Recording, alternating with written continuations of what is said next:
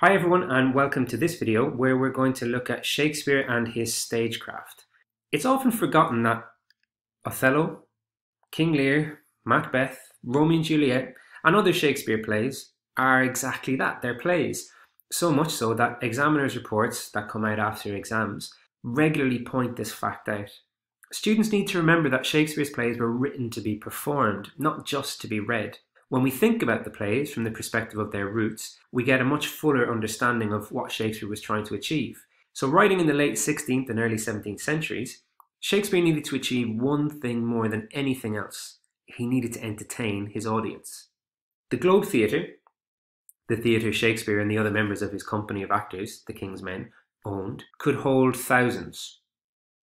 Without the benefit of microphones and speakers and other modern conveniences, Shakespeare had to make sure that his play held the attention of thousands of paying customers. There would have been all types of people watching his plays, from poor and illiterate of London to the upper class people of the professional classes. How did Shakespeare ensure that he kept them coming back? Well, late Elizabethan and early Jacobean theatre was gaining a reputation for the spectacular. Stunning sets and stage machinery, as well as costumes, music, dancing and visual symbolism were all a part of theatre around the time Shakespeare was really establishing himself as a playwright. Similarly, it has been said that there were 59 different gestures of the hands to signify different moods and states of minds within the characters. This was obviously important as, at times, people may not have even been able to hear what was happening. There was a fine tradition of the audience participating to the point where they often drowned out the actors' voices with boos and shouts and even throwing things. The acting too would have been rather different from today. Nowadays we expect realism when we go to the theatre, whereas the Elizabethans would not have expected anything of the sort. The acting would have been expressive, what we might today call over the top or exaggerated. And the aim here was to communicate to the audience the depth of feeling and emotion that was being experienced by the characters on the stage. Aside from the visual power of costumes and props, however, there has to be something deeper in Shakespeare's work that made his plays so powerful and made his theatre the one that people kept flocking to. Remember, many other theatres in London at the time had access to similar costumes and similar props, and there were many other playwrights working in London too.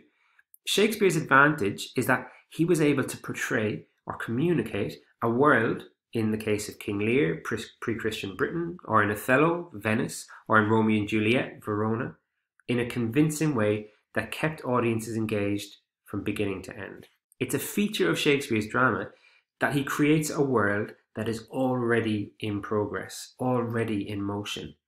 We often feel, as the audience, like we're eavesdropping or almost intruding on the lives of the characters on the stage. This is evident in Macbeth from the very beginning. The play begins and the three witches are almost finished whatever it was they were doing before we arrive, saying, "When shall we three meet again?" Whatever they were doing, it's already finished. Shakespeare creates a world that is already in motion. In Othello, the play starts mid-conversation between Rodrigo and Iago.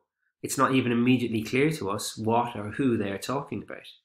In Romeo and Juliet, the play starts mid-conversation between two servants. It's also interesting to note that the majority of Shakespeare's plays were written without acts. In most of the plays, the acts were put in afterwards when more indoor theatres were being built and they had the ability to change scenery and move actors on and off stage. Without these divisions, the action would have been constant. The actors would be entering from an ongoing world which is fully alive in some other place. The action that we see on stage then is an intense, focused episode within that larger world of the play, and Shakespeare sequences these episodes so well that the sequence itself seems lifelike or to mimic real life. It's also been said that because of the lack of acts within his plays, the entrances and exits within Shakespeare's plays are crucial. When we examine the entrances and exits in Macbeth, for example, we see that they are a key part of how the action and drama is increased from beginning to end. After King Duncan reports that he has been betrayed, who enters? Macbeth, the very person who will betray him next. There's also the really clever switching of focus throughout much of Act 5 in Macbeth. We move from Macbeth's castle to the approaching forces and back again, repeatedly building towards the final climax. So Shakespeare's choices in terms of what he shows on stage and what he doesn't is all part of his awareness of stagecraft. Similarly, the use of the witches at the beginning of Macbeth, or the storm in King Lear, the violence in Romeo and Juliet, and the ending of Othello are all markers of a playwright who knew exactly what his audience wanted to see. So it's really important to remember that any Shakespeare play you are studying is written to be performed, it's written to be watched, and it's written to be heard. All of the things that Shakespeare is putting on the stage in front of his audience is really carefully thought out and planned. I hope that you found this video useful in your study of Shakespeare. Please like, comment, and subscribe for more content, and check out some of the other videos and resources that are already on this channel.